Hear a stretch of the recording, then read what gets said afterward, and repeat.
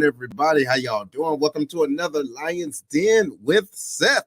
Big Herm, what's popping, man? How you feeling? Man, I'm feeling good, man. What's going on with you? Man, just had to change up a little bit with the attire. You know what I'm saying? I don't know if everybody know. You know what I'm saying? Hold on, let me make sure everybody can see. Look brand new. It look brand new, but it ain't. You dig? But it ain't. But anyway, hey, man, them boys looking good, man. You know what I mean? What they've been able to accomplish out there.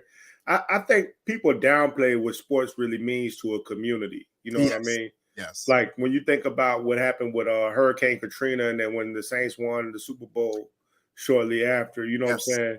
Mm-hmm. And with Detroit, man, sometimes people just need something. You're right, man. And you know what? It's so strange because when you're not from there or have close ties there, you don't know. You just see a team, but the team are playing for the city and the city is rooting for the team. You get what I mean? So it's so euphoric. But when you see that, as the season go on and certain teams are being eliminated or whatever, you see how people are leaning in, not just to, quote unquote, jump on the bandwagon, but they're looking at the history and like, wait a minute, it's been like 30 something years. People love a Cinderella story, man. Say what now? People love a Cinderella story. Yeah, like the underdog joints. You did. But I'm telling you, man, it's hard being a Detroit fan, bro. Do you know how hard it is, like, to never have a Super Bowl and get I'm a Titans fan. Yeah, no, you know what I'm talking about. We almost won the Super Bowl by a couple yards. Oh, yeah. What year was that? 99. You know what I mean? So, yeah, I do know what that feels like. So I'm saying, and then every time you get close to it and you smell it and then it don't happen, it's like, okay. But other than that, everybody, we want to welcome y'all here to the Lion's Den. So yes, absolutely. Let's feel that roar. Hey, look, if this is your first time in, make sure you go to streamyard.com/Facebook. If you're watching on Facebook, right? So while you're giving your comments, everybody can see your beautiful face. What's going on, James? How you feeling? He says, hey, just like it's hard being a Cowboys fan. Yo, and look, people be holding on. We've been holding on to that since what? Prime time? What's that? 90 what? 96? 91 sometimes. 91 or something. So, hey, I feel you. But yeah, man, look, what we're going to be talking about today, y'all, very briefly, I'm saying briefly, but it's really not, because we're talking about a mindset change of being financially sound, and you know, how it can affect your, not just who you are, but also your household in generations to come. And I'm sure there are individuals that's listening right now that have come from a background of poor financial management or just financial intelligence. And so what we want to do here today, y'all, is really hone in on the importance of it, getting smart yourself so that you can see it. You get what I'm saying? In your children and in your children's children. You feel me? What you think about that, Herm? I think that when we're talking about this, and a lot of people understand where they came from and where they might be right now. Yeah. Understand this ain't a knock on what people's done in the past, man. A lot of times people do whatever they got to do just to survive to the next day. Correct. You know what I'm saying? But when you're equipped with the information and you don't act on it, that's when it's time to start holding you accountable for it. That's right. You know what I mean? So once you know that there's a better way to do things and you choose not to do it because the other way is easier, that's a problem. Well, now we're looking at you. That's right.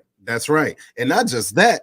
Not only are we looking at you, but your children are looking at you. So, ladies and gentlemen, to help us with this conversation, this young man here, this brother, and he's a fellow brother of the Den, and not just that, a brother in arms. He was at Scott Air Force Base with us as the career the career advisor, and I mean, just all things, man. Oh, go ahead. How come you never tell them what I did and when I was at Scott? Man, shut up. My job was important. Damn, you know what I mean? God damn, you know what I mean? No, it wasn't. Listen. Oh, yeah, man. God damn. You know, I'm so tired of you. Everybody, I ain't doing this. Everybody, look, hey, y'all give it up for Mr. Jeremy Wiley up in the building. All right? Man. I ain't got time for his sensitive ass. What's going on? No, I was just wondering, you know, like, well, Herm, tell us what you did. Yeah, well, well, thank you very much. Go ahead, Herm. I was only on the command level IG staff as the resource management superintendent. You know what I'm saying? Making sure all of AMC is ready to go to war. But hey, that's neither here nor there, man. Hey, I was glad that you got to tell us that, Herm. Hey, Herm, like, hey, I'm a man too. I was a man too.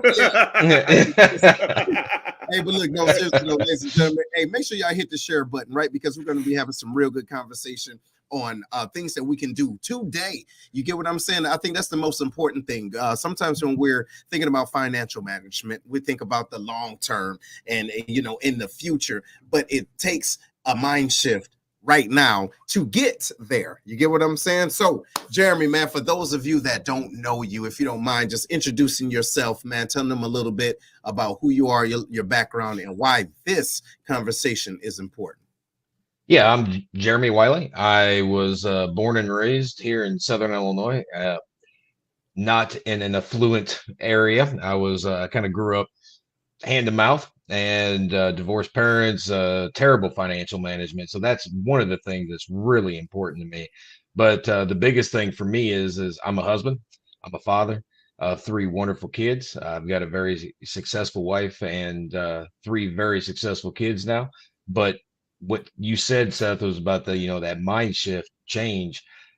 You know, I've heard before, you know, that's a mindset. And there is a lot of truth to that. There is a lot of truth to, if you look at the way somebody that has means thinks and acts and does things, vice somebody that does not have the means, there's a total difference in the way that they think, they act, they spend. And that was something that I had to break myself of thinking poor instead of thinking like a man of means.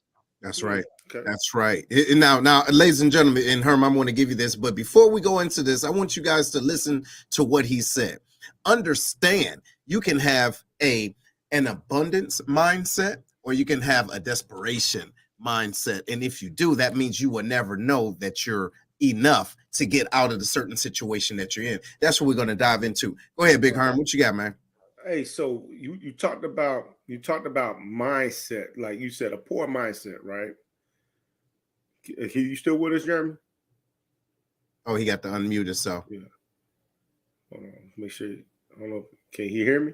Yeah. Okay. We can hear you, but we can't hear you, man. Go ahead. Okay. Jeremy, say it. Do another test. He's gonna jump back in, but go ahead. Check it out. So what I want to get into, and I'm gonna ask him when he gets in here, because he was talking about mindset.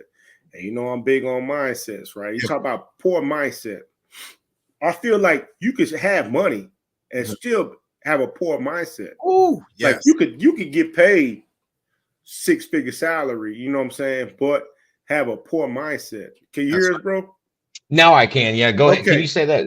So I want to talk about the mindset. You know what I'm saying? You're talking about poor mindset, right? I want to go a little bit into that, because I don't believe poor mindset, just so nobody's confused, it really determines how much money you have. That's right. You know what I'm saying? Like you could have money and still have a poor mindset. Damn right. Can you go a little bit deeper into what you mean by poor mindset? So, like for me, anyway. Now, of course, once again, this is 100% Jeremy Wiley. That and $1 will get you a cup of coffee at the local convenience store. So my poor mindset, what I mean is if you look at, for me as an example, I didn't have, so I always wanted a newer car or new clothes or that next shiny thing. And my mindset was such as, let me just get to that. I wasn't worried about that long term, that building of a foundation of understanding finances or happiness. The happiness factor to me, like you said, you could have money and be miserable and have a poor mindset. But to me, I had to figure this out all on my own. I didn't have anybody that had any money per se in my entire family, and everybody was miserable. And then I met people that did have money. One of my friends growing up, their family owned a McDonald's, or 2 or 3 of them. So they had money, but there was times where they was just miserable. But I was like, how are you miserable with everything you got? So I think that there is a definite, you have to know who you are and what your end goal in life is. And you have to build that. You can't sit there and judge your mindset, your happiness, and your financial goals off somebody else. And I think we always look to try to keep up with the Joneses or whoever, insert last name. And I think that is where that mindset shift has to come. We got to stop worrying about what everybody else got. That's right. And worry about what is going to make you, prosperous, financially stable, happy. Because there's a lot of people, and me included, I've been down these roads, man, where in my first marriage, I had the 5,500 square foot mansion over in Maryland, brand new cars. Man, we was house rich and money poor and miserable. So whenever you gain that perspective, whenever things take you down a notch in life, or you fall and you have to build yourself back up, I think you start to make that totem pole of life more clear. That's right. And that's where your mindset has to shift. Does that answer your question, Herb? Yeah. Okay. Hey, so look, I love that, man, and thank you for that. Ladies and gentlemen, if you're just tuning in, look, we're talking about the generational finances and how your mindset has to be of such to get there, okay? And just what he was just describing was, it's not a rich or poor person. It's, what does that mean to you? All right. And so I would like to say too, it's based off of, your results. How do you feel right? It's not, if you think about it, money is just a piece of paper, it's tangible, right? It's a tangible thing. However, what are you doing with that money? What is that money able to do? What is it affording you and your family? You get what I'm saying? To do and to be. So, Jeremy, I would like to talk to you about this. When we were having our discussion on Friday, we talked about the re-engineering, looking back at the misfire. And ladies and gentlemen, when we're talking about misfiring, it's when we're in the military, or when we were in the military, you had to get marksman or whatever, just to weapons qualifications. And when you wasn't close enough to your target, right, to get qualified, there was something that whoever the professional combat arms manager or trainer is, will come and make sure something, whatever it was that was going on with your weapon, it kind of goes back and get it back into the place as far as a recalibration, right? So, Jeremy, what I would like to ask you, when was it in your life when you said, you know what, I'm tripping, let me get back to where I need to be, so that, you know, not only am I okay, but most importantly, my family? So on the personal side of this, and so anybody that knew me prior to this, being a Scot, knew my ex-wife. Of course, I still get along with her. I don't sit there and have any ill will towards her.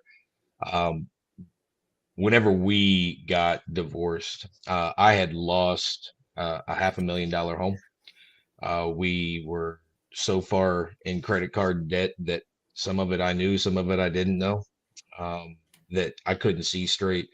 And then I got remarried to my wonderful, beautiful wife, Janet.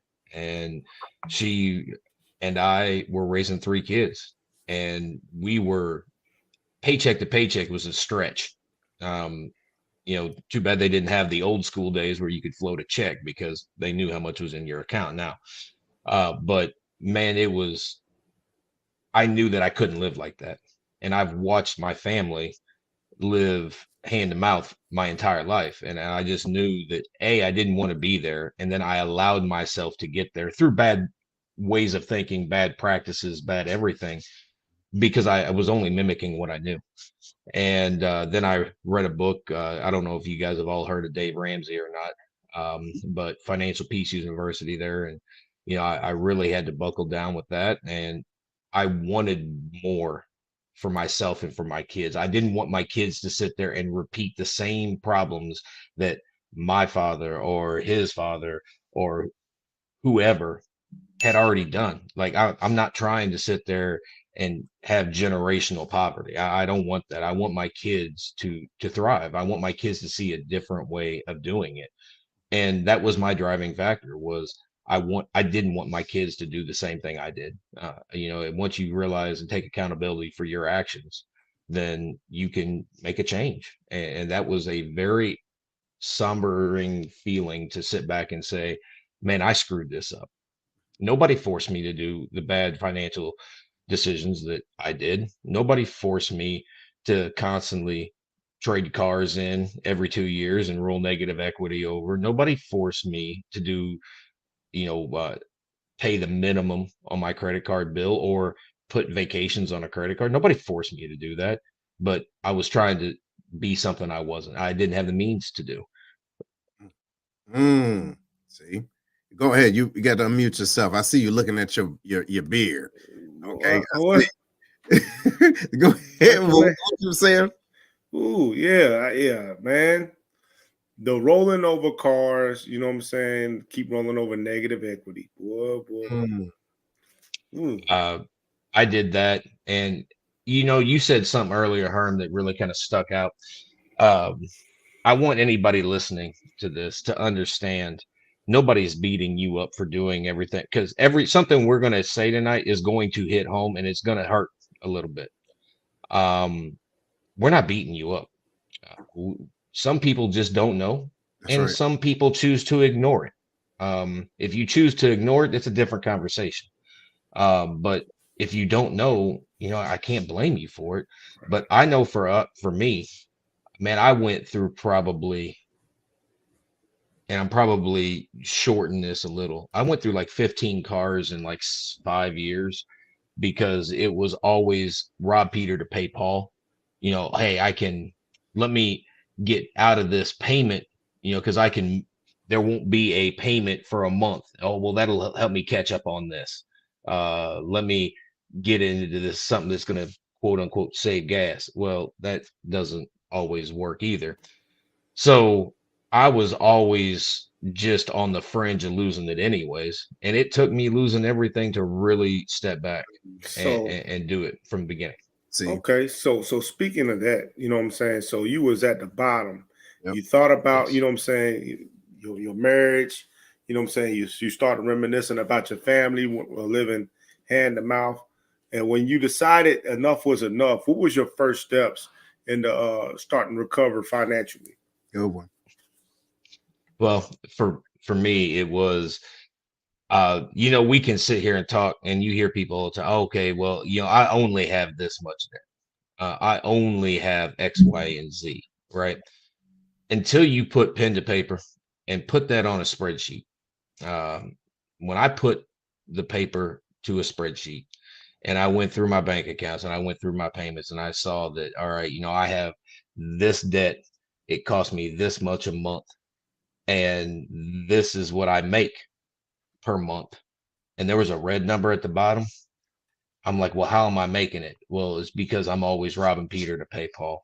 And I realized that I had to give up some of those wants. I had to really step back and say, do I truly need cable and every streaming subscription and everything else? Or, hey, maybe if I got rid of some of this comfort items, I could do better. And it took sitting down and putting ourselves on a budget. The Dave Ramsey, can you guys hear me and see me? Yeah. Oh, okay. The Dave Ramsey theory on this. I love Dave. He gets a little crazy talking about there should be $0 in your bank account. I can't get down with that. But he wants his theory is every dollar has a name. And that is very true, because if it doesn't have a name and it's not attached to something, you're going to frivolously spend it. So if it's, for us, we had to go through and make budget out and say, all right, we need, or I'm going to each get, my wife and I would each get $100 a month for fun money. We would put X dollars into eating out, things like entertainment. Now, for that, you go over to the ATM and you pull that cash out and you put it in an envelope. And man, when that envelope gets empty, which it gets empty quick, you realize just how much you spend on things you don't need. And because it's a physical thing. And so anybody that is having problems with that, I highly recommend that you go to that envelope method and you put your $100 a month because coffee, if you're into Starbucks, it's $6 a pop, $7 a pop. Put a $100 bill in there and tell me how long it lasts. If you like eating out, if that's something that is high on your list, all right, put your cash in there. And then once the cash is gone, stop eating out and see how much money you have left over in your account at the end of the month. Look at you. Well, yeah, look at it. See, struck a nerve. Oh, that's one meal. What are you talking about? Right. And so, but look, ladies and gentlemen, I'm glad that y'all are still in and tuning in. And shout out to everybody that's watching right now. We're talking about generational finances and what Jeremy is talking about, and what he's so beautifully articulated was make it make sense so you can see it, right? Sometimes we will just swipe because we know that it's money there, but we're not cognizant of how fast it's actually depleting. And then when it's time to take care of business, you're like, wait a minute, I thought I had, oh, did you really? So what he was talking about was removing that money out, put it in a envelope where you can see it. Okay, this is the beginning of the month. I have X amount of dollars for, let's say entertainment or food. And so watch it. Just use that. Don't swipe your card, right? And so that's a good tactic. So, all right. So, Jeremy, what we're talking about now, man, and yes, the snowball, yes, that does work. Right, ladies and gentlemen, if you guys don't know about that, I implore you to go and do your research. Okay, make it make sense for yourself, because this is just an overview, right? This is the time for you to take accountability to say, hey, I'm not where I want to be. However, for 2024, I'm going to make the appropriate changes, right? And doing that. All right, now, so Jeremy, you said something that I want to bring back around. You got your, you communicated with your wife, current wife, and said, okay, cool, this is what we need to do. What would you say to our listeners as far as getting your teammate, if you will, your significant other, on the same page? You get what I mean? As far as being a part of the overall plan, what would you suggest? So it's funny. So Janet will tell you that she absolutely hated me for this.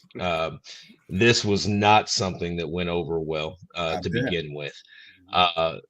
But speaking of that teammate, this budget thing that we're talking about is like the end of one process, beginning of the next. That first process is not so much about, okay, yeah, I have dollars and cents and I can put this on a spreadsheet.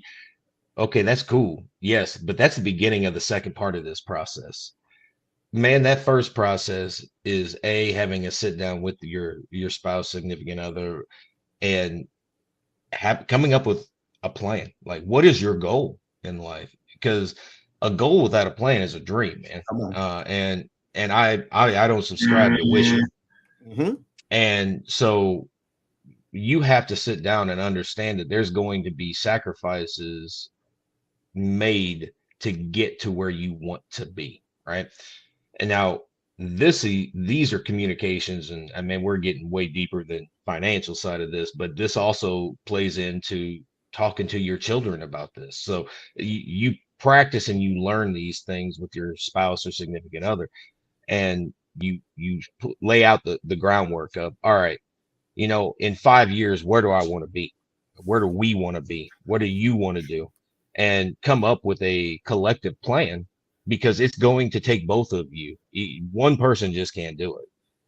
Or you might as well just go ahead and just get a divorce while you at it, because it's gonna cause problems. You might want to budget in for that divorce. But you got to sit back and have these conversations and understand that one, more than likely, at least in our situation, we were both not great with money, but she also had to come into the realization that she had, like you said, just swipe. She didn't want to pay that much attention, so her and I discussed, and that was going to be me that took care of all those issues. But we also agreed that, hey, look, I will always have this on the spreadsheet. You can always see at any point in time that what you want. You can start to physically see the goals. I saw one of the listeners, and you had mentioned snowball. Man, once you start paying that one thing off, then you don't get that. Let's say that you paid it off and it was $200 a month. You doesn't mean you have $200 more a month, because you still got debt. That's right. So you roll that 200 into the next one, and you can argue back and forth about, do you pay off the highest amount or the highest interest rate? I mean, honestly, that's going to come down to whatever your choice is. And anybody that doesn't know about this, Seth already said, please go out and Google some of these things that we're talking about a budget, a envelope method, snowball effect, things like that. But those conversations to get even to the budget part are hard, and trust and believe there's going to be an argument. There's going to be some cold nights when you guys are talking about this, because to be able to sit down and write down all your debt and all your spending, you feel a certain type of way about this. Because, man, look, what it does is, you're talking about trust, okay? Transparency is like, hey, I got this little sleeping debt over here that's just accruing all types of interest. Look, we need to look at that too. You get what I mean? If we want to be wherever we want to be, we got to look at everything. What you say, Herm? I think another thing that hits you real hard is when you see the stupid stuff you've been spending your money on.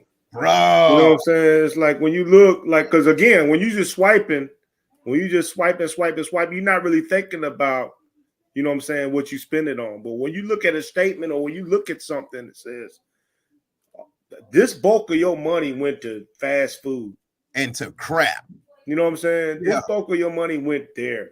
It's like, damn, I really am that undisciplined to where I did like that. Food ain't even good. Right. Right. I don't know how many chicken McNuggets you got underneath your car seat right now, but and, you know, and that's the thing though, too, right? And I like what you said that, Herm, because when you do take a stab at actually looking at, like, say, for example, USAA, it will let you know within the last month how much money you spent on which items, right? And then so when you think about it or you see the food, you're like, wait a minute, that was whack. It was cold. And, you know, I just did that on a whim. But what it helps for me to do is to let me know how much I'm not thinking about what I'm doing. Like, it's not until I see that number, ladies and gentlemen, hopefully you're about to pick up what I'm putting down. It's not until you see the number until you start thinking, wait a minute, that was stupid. I really don't even remember doing it, but the numbers don't lie. So there was a time when you just aimlessly did some frivolous things, and now that was maybe $50 outside of your budget. Right. You know what I'm saying? So and there. Go ahead. But Jeremy, you know what I'm saying? Because we about the halfway mark, right? Oh yeah. And I want to slide. You talked about your 3 successful children, right? And I know y'all had a conversation about setting your child up for like financial freedom, getting them on some financial game early. Yes. Can we get into that part? Like like when we talk about setting your kid up for financial success, what does that look like? So once again, I think this all starts with you first. All right. You got to get yourself squared away. And you can't just talk about this shit. Yeah, I mean, your kids are going to see this and the way that you live. So if every time they ask for McDonald's, you're saying, yeah, sure, let's just slide through there and grab dinner, that's setting them up for that same mindset, right?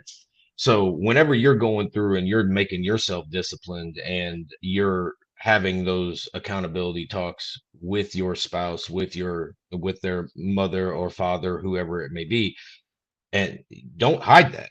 You know, you don't have to go into exact dollars and cents, but do not hide the fact that you are being financially open with and accountable to your spouse or to your partner, right? A couple of things that I've done with my kids, and once again, this is just the way that Wiley works, not any, there's not going to be any said method that's going to always work. We started, so my older two, let me just kind of gloss over some of this. So my oldest daughter is 21. My son will be 20 next month. So he's 19 right now. And my youngest just turned 16 in December. All right. My oldest daughter is a full-time college student. She has a GS internship with the Department of Justice, but she bought her first house at 19 years old. My son graduated high school, went straight to work for Del Monte, the food processing people like your green beans. And in fact, he's the one that picks green beans and fixes he's a mechanic for them. He closes on his first house on the 2nd of February. So he will buy his first house at 19 as well. And then my youngest girl, of course, she just started work and she has one job. She's already trying to get a second. So all three of my kids have a very good work ethic. They still kids. They're great, but you know how kids can be sometimes. But we make them do the whole envelope thing and a budget from the time they were 16 and got their first job. Period, point blank. We're not discussing this. You have a budget. So you got to start them early. We have the envelopes because tires on your car is not an emergency. You know them damn things is gonna go out and they're wearing every day. So we budget a portion of their paycheck for maintenance, for the car, for fuel, for all that. So every dollar has a name. We also started each one of them. I'm a huge American Express guy. I know some people do not like them, but I love American Express. We started each one of them a high yield savings account, and they had to transfer a percentage of their checks to that high yield savings account. The other thing that we did was the minute they started at 16 years old, with their first paying job, they started a 401k, and they had to put $50 a month. Period. Point blank. We're not discussing it. That you're paying yourself first. And if I know that's a term that some people don't like, but if you learn early on to pay yourself first, it doesn't sound so crazy because you're not in debt. So we made them start that. The other thing, as they got older and as they were investing, when they turned 18 years old, we, through the Keesler Federal Credit Union is who we have as a credit union. We started on their 18th birthday, we started a secure loan. So it's like a $500 loan. So it costs like $560, but it's an automatic payment. So they never have to do anything other than sign the loan document. The money has to be into the account. They pull from the money they already have, but it's like a 2-year payment plan. And so it builds a credit history. So for their 18th birthday, we put $500 into the account, or 560, whatever the total cost was. And then they, of course, signed the loan documents so that we could build their credit history. Now, whenever this next part, there's going to be people that say that they don't like this, and I can understand that. But when we started this, we said, listen, you got to have yourself right before you can build your kids, right? Mm-hmm.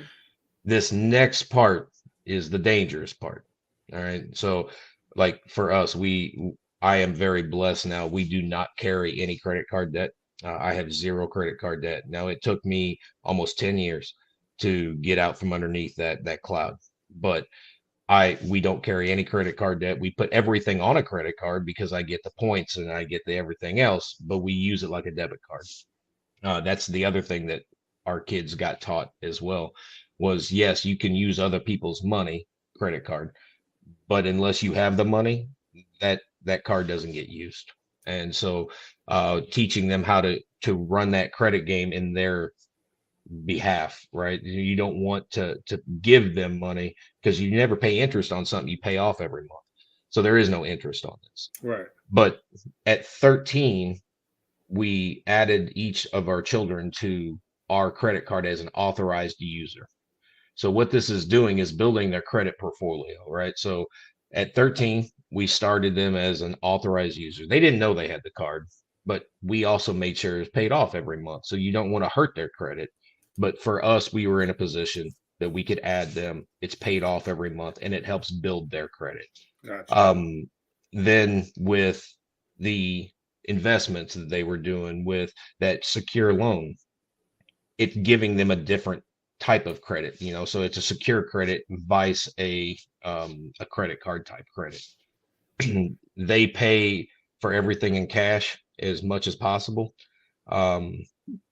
Both of the older two, by the time that they were 19 and got their first house, both of them had over a 700 credit score whenever they bought their first house. So they were doing amazing, but we also we have those conversations with the kids. Financial literacy is something that I think we can teach you all the calculus in the world, which I'm not knocking calculus, but we can teach you calculus. We can teach you, physics. We can do all this, but why don't we teach kids how to run credit in their behalf instead of sitting there and worried about, oh, well, you got to worry about this interest rate. I don't care what the interest rate is. If you're paying it off every month, what does it matter?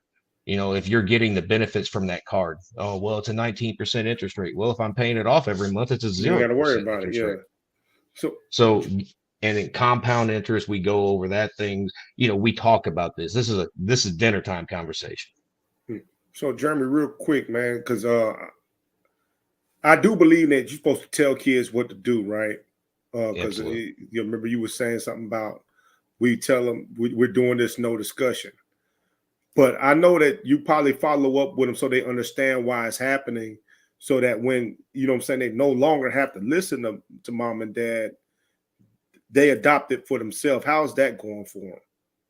So my oldest two got their own credit cards on their own, right? That daddy's not involved in that one.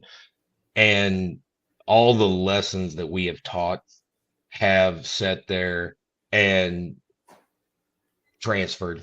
Neither one of them, they put their recurring bills on that and they get the cash back because they both got a cash. And that was the other thing. Like we sat down and I didn't tell them what credit card to get. They asked and I said, no, I'm not telling you which one to get. Tell me what you want out of this card. Do you want to travel? Do you want cash back? Do you want airline miles? What do you want? And they each sat down. They ended up actually picking the same card. And I didn't tell either one which one the other one got. But they said, well, listen, we're not in a financial position to be traveling all the time. Yes, we want to, but of course that's not a need, that's a want. So some of the words that we've been speaking are coming out of their own mouth, right? There you go. But we started this when they were, 8, 9, 10, and they went through the journey with us on the not having that. I showed them the spreadsheet. I was very transparent with why we are trying to do what we're doing. Now let's go back from the fact that when we first got here, I will never forget sitting in the garage and it was a Sunday afternoon watching football and it got cold in the house. And I'm like, man, what in the hell? And I thought, man, did the heater die? No, I went outside. We're on propane. Our propane tank was out on a Sunday evening. And I had a credit card left, one that had a $500 max on it. And I had to call and max that credit card out to have heat in the house. And that was about the same time that I had made that same decision that we were talking about earlier about hitting bottom and figuring out, well, we can't live like this. And I looked at myself in the mirror and I said, you are failing your family because you cannot financially prepare yourself for an emergency. Hold on, Jeremy. Oh, can you hear me? Sorry. Yeah, all I can right. hear. So I'm sorry. Let me pause you right there, man, because that's what I was looking at. That's what I was looking for. And so as you're talking about this, and we have our listeners, our listeners chiming in and whatnot, are you waiting for that bottom, right, to be reactionary, or can you take the things that you've learned and the things that we're telling you right now to be, so this can be prevention maintenance? You get what I mean? Something Yes. that you can prevent from actually happening. And another thing I want to give you kudos on is having that transparent conversation with your children, even when they don't really understand it all. I think it's important to have the constant conversation. Then it becomes a battle rhythm in their head, and then you will start to hear them repeat and echo certain things. You're like, wait, oh, you did hear me. You get what I mean? So I think that's super dope, man. Super dope. So I just want to say kudos to you for that. Thank you, man. And walking them through the older two through the home buying process. Like, what problems in a home are you willing to accept, vice what ones are you going to walk away from? And having them be the one to pick the house. And okay, great. Now we pick the house. Here's the home inspection. What do we have fixed? What do we not? What kind of credits do we want on the closing? Those type of conversations. One of the things that my wife and I have always said was we're not raising kids. We're raising a young man and a young woman. And if you're not having these conversations, you're like, oh, well, they won't understand. Well, they'll never understand if you don't start having the conversation. And having them now go, and my youngest daughter just turning 16 got so pissed off at 14 when she had been saving her money. She's like, Daddy, I want to start my investment. So I go up there and I'm like, hey, Kate, we can't because you don't have a job yet. She goes, okay, cool. Well, when I get my first paycheck, we're going up there.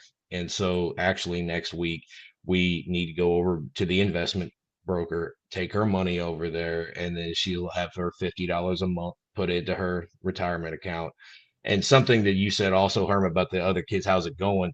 So whenever you sit down with an investment individual, they're going to break it out for you and show you an amortized thing where if they took it for the last 30 years, so stuff that we already know has happened, if they put that money in and continue to put that money in through today, so they'll go back however far, it will show you what you would have today if you would have started this back whenever. And when they see the fact that even at $50 a month, if you start that at 18 years old, you will be a multimillionaire by the time you're 50. That really pushes them to understand the importance of that. And if you start them out early of saying, hey, look, $50 a month is going into this no matter what, they see the end goal. And that does drive them. And that was always something also that us three have a benefit, that there's a lot of people that don't have that benefit of a true retirement, where no matter what, if I quit my job tomorrow, I still got money coming in. I am truly retired by the time I was 38 years old. My kids aren't going to have that because they're not in the military, and retirements are thing of the past anyways, for the most part. I want retirement to be a reality, not a dream for them. I want them to be at 55 years old to be able to say, you know what, or 60, whatever they can quit at. I want them to be young enough to enjoy life instead of working for 50 years, having 4 years to enjoy it before I die. No, I don't want that. And I want my grandkids to understand that. So if I can start that with my kids and show them the benefit of doing the hard work up front, then that will transfer to their children. What you got for that, Herm? Man, I'm about to take my kid to the bank. Look, yo, hey, I was like, yo, what time is? Man, listen, look, real talk. When I was talking to Jeremy, man, about this, and he asked me how old my daughter was. I'm like, yeah, she's 12. He was like, look, when she's 13, man, do this, and this, because then this. And I'm like, wait a minute, really? So it's more, to me, it's more than just financial education. You get what I'm saying? Ladies and gentlemen, what we're creating and we want you to think about is separating, right? Well, first you have to understand what you don't know, right? Remove that pride, understand what you don't know, but then set yourself up so that you are creating financial independence. Get your kids off your tits, if that makes sense. But so you can't do that if you're not giving them the tools to do that. So that means you're going to have to learn some things on your own. You need to know what these words and terminologies mean so they can know that they can believe in you, and you're an example for them. Like Jeremy was saying, take them to the bank with you. Have a professional tell both of y'all, hey, if you started putting 25 cents in back in the 80s, do you know where you could be at, right? You get what I mean? So as your mind blow, then your kids' minds will say, yo, that's crazy, versus me thinking, oh man, 50, man. If you had told me, Herm, check this out. If you had told me when I was 16 that I can be a millionaire by the age of 50, I'll say, so what? I want to be a millionaire tomorrow. Think about it. Yes. So if I don't have an individual there that's pouring knowledge in me to explain to me the power of time, the power of time. It's not about things, it's about time and how you use your time. If I had that, then I would have been able to make sound decisions earlier on, versus now, 50 is less than 10 years. You dig? So what you think about that, Herm? I think that a lot of times people don't know it, or they think they're going to accidentally become successful. You know what I'm saying? Just fall into some kind of success. Success is going to come straight for them. You know what I mean? Like with anything, it takes a plan and it takes work. Financial fitness, physical fitness, mental fitness, everything. You know what I'm saying? It takes some kind of plan. Yes. You know what I mean? And if you don't stick to the plan, you're not going to get the results that you're looking for. Yeah. You know what I mean? And I think that's a lot of what Jeremy has been saying. Like if you listen to what he's saying, like going from struggling and understanding where he was at, maxing out his last $500, and then he's like, you know what? Yeah. Like he said, if you don't put that pen to paper, you're never going to really know what you have. And a lot of people are scared to put that pen to paper. because a lot of people don't want to see that red because now it became real to them. Right. Oh, And it becomes reality. It's no longer just a thought. And you can sit there and lie to yourself all day long. It's the easiest person to lie to is yourself. And then you sit back and put that on pen to paper. Oh man, it hurts because you're like, man, I am such a damn idiot that I've got myself into this position. And something that I really preach to my kids is, that whenever they turned 16, I did not give them a car. We could help them a little, but they were paying for their own car. They were paying $100 a month for insurance. Now that $100 a month was going into an account they didn't know about, but from the jump, when you get a job, you got bills, you got a life that you have to pay for. And to me, it just made sense for, if you can't pay your $100 a month, you can't drive. That's just as simple as that. I don't give two damns what you have to think. So it's a lot of the little things that we were doing that I think did help. Now, some people will say that was cruel and we could afford to. Yeah, you're right. But I'm not going to have my children live in my basement for the rest of my damn life. No, I'm running around naked in my house. So don't come to the house without calling. But it's one of those things that it's very hard for us to be upset that both of our older two have moved out and done so well for themselves. It's hard to be upset. Like, I'm going up to help my son close here in a few weeks. I was with my daughter when we walked through that whole process and closed, and now she rents out one of her rooms for damn near the mortgage amount. So, she's putting that investment and making that equity grow in her. So that way, when she goes to sell the house, she gets that equity instead of paying somebody's rent.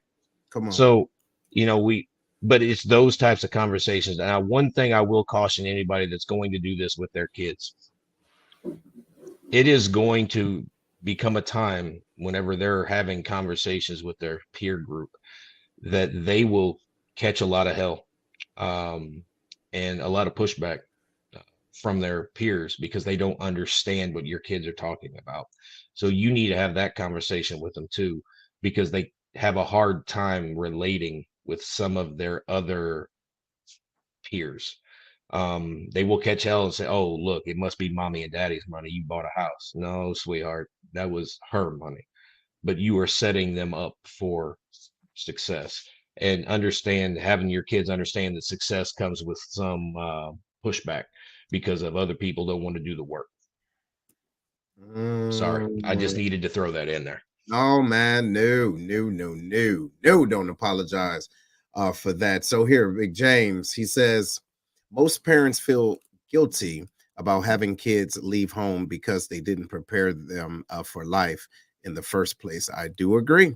Amen, James. Yes. Right. Yes. And then we also have when he got to the point of maxing out his credit cards for the propane tank, was it a result of not budgeting or just needing to bring more money in? That's a question for you, Jeremy. Yeah. So I was active duty at the time. My wife has MS. So at the time she had not got her degree. She had not done anything yet. She was in the middle of a relapse. So she could not bring any more money in. 3 young kids, and it was piss poor planning on my part for not going out and looking at the tank because I was not on a automatic fill on my tank yet. So I didn't even think about it, to be honest with you. Budgeting, I had not hit that budget part yet. Everything else had fallen apart, and that propane tank was the final. When it ran empty, so did my patience and tolerance for my own bullshit. See, so that was kind of the beginning of all the conversations, of all the budgeting, of all the reading, all the research that I had to do, because nobody was there to bail me out. Nobody had just a couple $100,000 to give Jeremy because of his bad decisions. Shit. And also and it's funny that you said, was it a result? Do I need to bring more money in? That is where Wiley Woodworks came from, was the fact that I had to get more money. So started my business because of a necessity of money. But yes. So look, here's a question here. I'm gonna read it to for everyone, and so I want us all to think about it and answer it. Right. So, how do you lead and teach without overwhelming, oversharing, and overprotecting? Do you know how crazy that question is? Because of Jeremy and Herm, we've talked about this all the time. I believe in real men. Right. I'm gonna be honest. Right. Hey, be mad at your mama. Real men have the innate desire to provide and protect, period.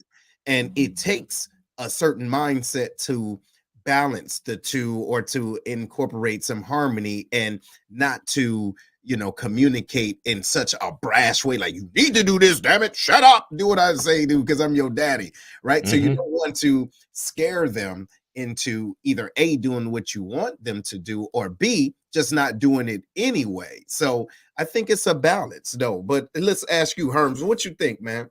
How do you lead? Boy, sometimes it's hard, man.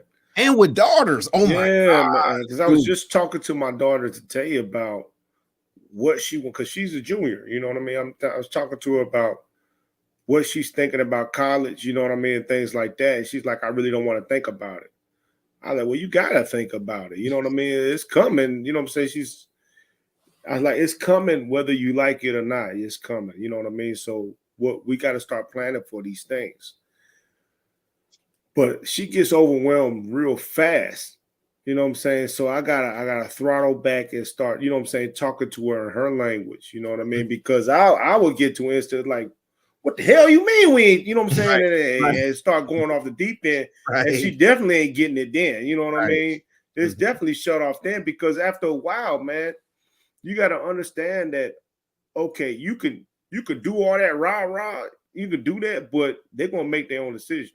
Anyway. And then if I'm doing that, they're not going to listen to me. You know what I mean? It took me a while to understand that. It's like, okay, let me throttle back.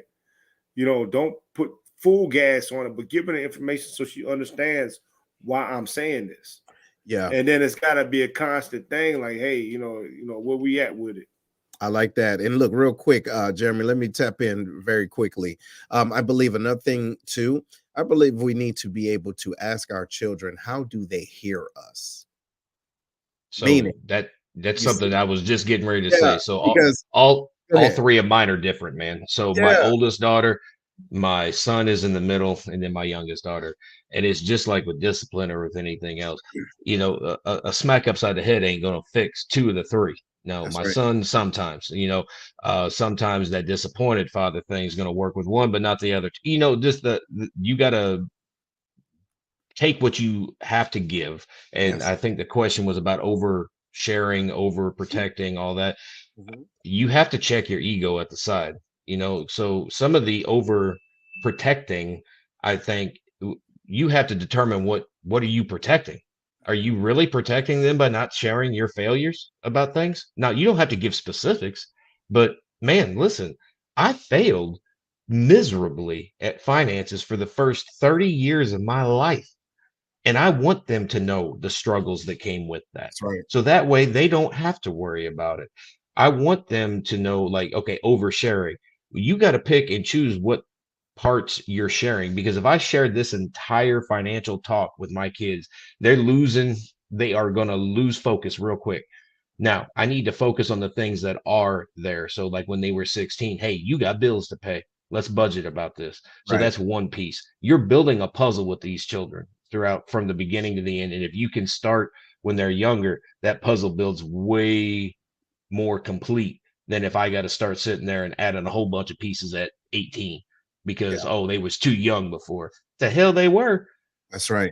That's right. Hey, well, listen, check this out, y'all. Since we're getting towards the end of this, towards the end of the show, Jeremy, I want to give you 1 minute, man. Let everybody know one tip of advice based off of what we're talking about, man. I give you that mic. What you got?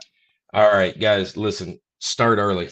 Don't wait until they're 16, 17, 18, 19, 20, 25 years old to be having these conversations.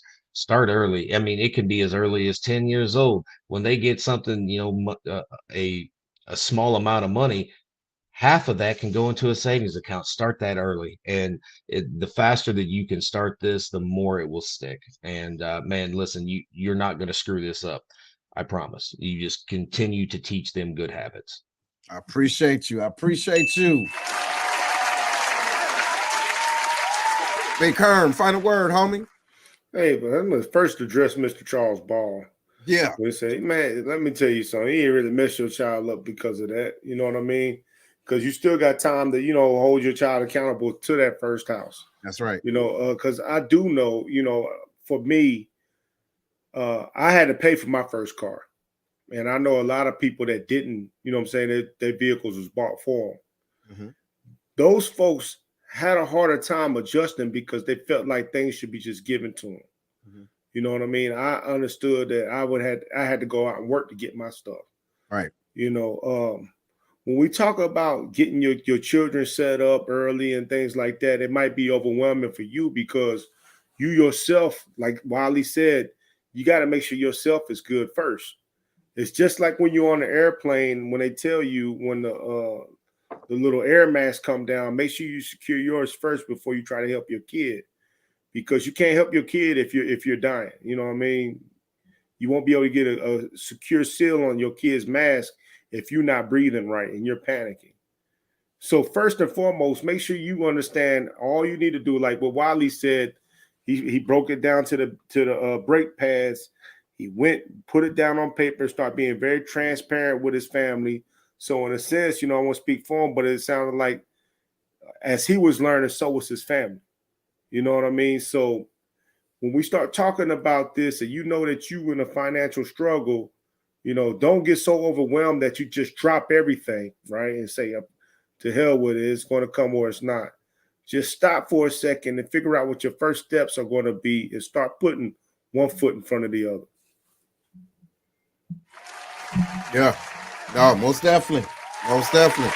Well, look, ladies and gentlemen, I want to thank y'all for being on, and thank you again, Jeremy, man, for dropping this, man. I appreciate it, man. Short notice, but we realized that it was so important to talk about, especially in the beginning of the year, right? And this is like when people want to do things different, so let's make sure we do that. So, ladies and gentlemen, if there was anything that you if this made sense to you, please let us know. Make sure that you hit us up, right, and say that, hey, we appreciate y'all. And last thing I would say is be a disruptor, okay? If you know that you've come from a certain place and you thought a certain way and you want to change that, do that. And going back to the last point, make sure you know how to communicate with your children. Fun fact, my daughter said I sound like the daddy off of, what is it?